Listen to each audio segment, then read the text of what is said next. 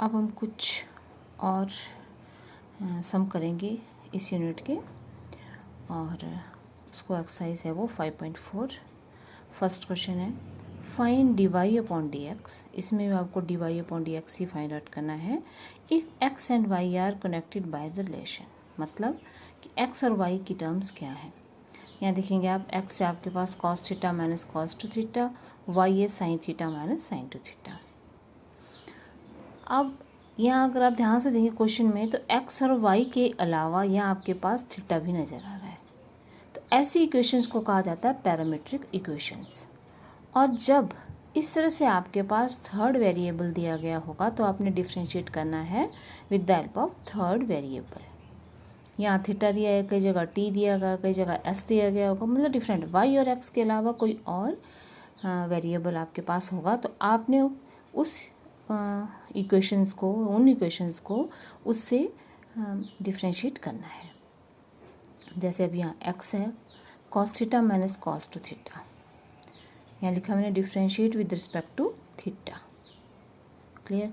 तो d x upon D theta, यानी इसको थीटा से डिफ्रेंशिएट किया, तो यहाँ भी आपके पास क्या आएगा, differentiation of theta cos theta.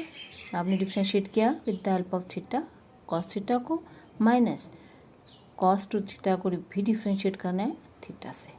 बस ये फ़र्क देखना है आपने क्वेश्चंस में कि जो थर्ड वेरिएबल होगा उससे आपने इसको डिफ्रेंशिएट करना है। नाउ यहाँ तो d x upon D theta ही रहेगा। यहाँ आपके पास कॉस थीटा का डिफ्रेंशिएशन आ गया माइनस साइन ऑफ थीटा, जो कॉस एक्स की होती है। कॉस एक्स की क्या होती है, माइनस कॉस है, माइनस साइन एक्स। यहाँ थीटा है तो आपने लिखना है माइनस साइन ऑफ थीटा। और यहाँ देखना है आपने कॉस अगेन, तो कॉस की क्या होगी साइन, माइनस साइन, एक माइनस यहाँ से आएगा, एक माइनस यहाँ, तो यह हो गया प्लस साइन टू थीटा। अब आपको कहा है जैसे वहाँ एक्स के अलावा कोई और टर्म हो तो उसको फिर से डिफ्रेंशिएट करना है। यहाँ थीटा के अलावा कोई और टर्म होगी तो आपने उसको डिफ्रेंशिएट करना। अब यहाँ ध्यान देंगे, यहाँ थीटा था तो मैंने फिर से डिफ्रेंशिएट नहीं किया, लेकिन यहाँ थीटा के अलावा कॉस टू थीटा है तो मैंने इसको फिर से डिफ्रेंशिएट करना है विद रिस्पेक्ट टू थीटा।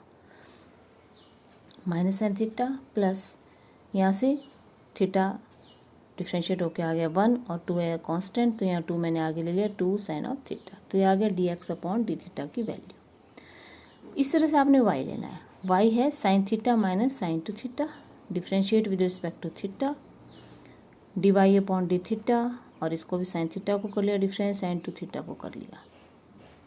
यहाँ आपके पास माइनस आए। अब साइन थीटा की differentiation that is cos theta, जो साइन एक्स की डिफ्रेंशिएशन होती है कॉस एक्स, वैसे ही विद रिस्पेक्ट टू थीटा क्या आएगी cos theta, minus again sine के आगे कॉस टू थीटा। तो मैंने जैसे अभी ऊपर कहा आपको कि थीटा के अलावा कोई और टर्म होगी तो आपने उसको फिर से डिफ्रेंशिएट करना है। Then differentiation of two theta that is 2, theta 1 हो गया, ये 2 आ गया, तो cos theta minus 2 cos two theta, ये आ गई d Y upon D theta की वैल्यू। अब आपको निकालना क्या है, d Y upon D x. तो d Y upon D x equal to, d y क्या है, d y oblique theta d theta, ये हमने यहाँ देखा, और डी एक्स को क्या लिख सकते हैं, D x upon D theta. देखो कहने का मतलब ये है कि हमने थीटा डी थीटा से दोनों डिवाइड कर दिया, यहाँ भी यहाँ भी, तो कोई फ़र्क नहीं पड़ेगा, वैसे कट जाएगा तो आपके पास d Y upon D x ही रह जाएगा। पर हमारे पास d Y upon D theta की वैल्यू है निकाली हुई, हम वो लिख लेंगे। इस तरह से D x upon D theta की वैल्यू हमने निकाली हुई है, उसको लिख लेंगे।